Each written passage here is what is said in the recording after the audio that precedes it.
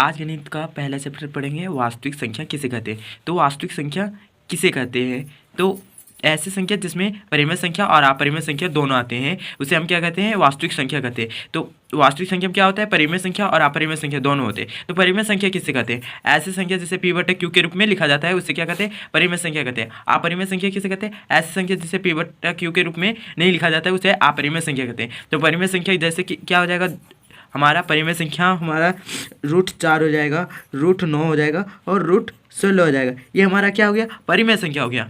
√4, √9 और √16 हमारा क्या हो गया, परिमेय संख्या। और वही अपरिमेय संख्या क्या हो गया, हमारा √2 हो गया, √3 हो गया, √5 हो गया। ये सब हमारा क्या है, अपरिमेय संख्या है। वास्तविक संख्या किसे कहते हैं, परिमेय संख्या, ऐसे संख्या जिसमें परिमेय संख्या अपरिमेय संख्या दोनों आते हैं उसे क्या कहते हैं, वास्तविक संख्या कहते हैं। परिमेय संख्या किसे कहते हैं, ऐसी संख्या जिसे p/q के रूप में लिखा जाता है उसे क्या कहते हैं, परिमेय संख्या। अपरिमेय संख्या किसे कहते हैं, ऐसी संख्या जिसमें p/q के रूप में नहीं लिखा जाता है उसे अपरिमेय संख्या कहते हैं।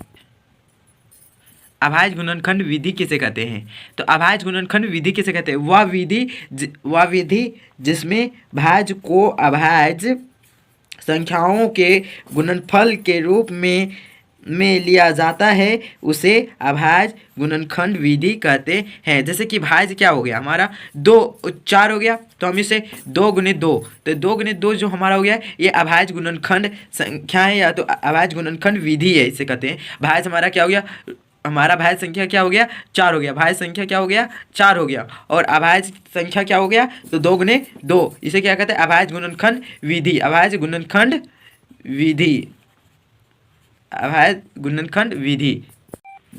अब आगे हमारा आता है HCF।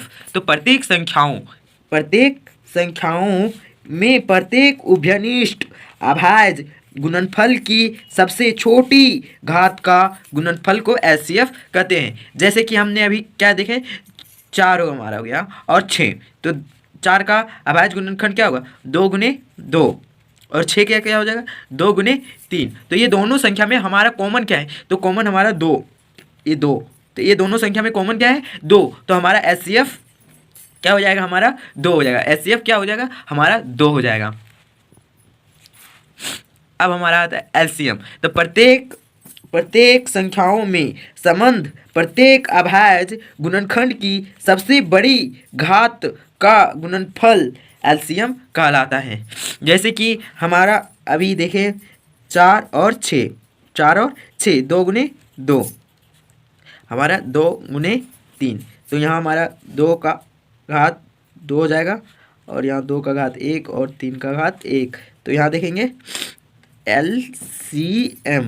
LCM हमारा क्या हो जाएगा, 2 × 2 × 3, तो 3 दूनी 6, 3 दूनी 6, 3 दूनी 6, 2 दूनी 4, 4 तिया 12, तो हमारा क्या हो जाएगा, LCM 12। तो देखिएगा 4 और 6 को जो संख्या विभाज्य कर दे उसे हम LCM कहते हैं, और ये दोनों संख्या को जो विभाज्य कर दे उसे हम LCM कहते हैं।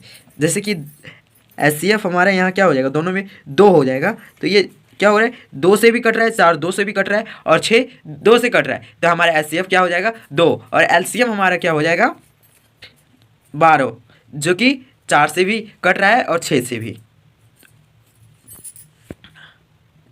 आगे कुछ सूत्र है जिससे हम पता कर सकते हैं कि हमारा बनाया गया सही है क्या नहीं। जैसे कि HCF × LCM = A × B, इससे हम जांच कर सकते हैं हमारा आंसर सही आया है क्या नहीं। अगर हमारा HCF दिया हुआ है और LCM ज्ञात करना है तो हम लिखेंगे A × B बटा में LCM। वही हमारा दिया हो, LCM दिया हो और HCF ज्ञात करना हो तो A × B बटे में HCF। ये दिया हो तो LCM × HCF बटा में B। इस सूत्र से हम निकाल सकते हैं।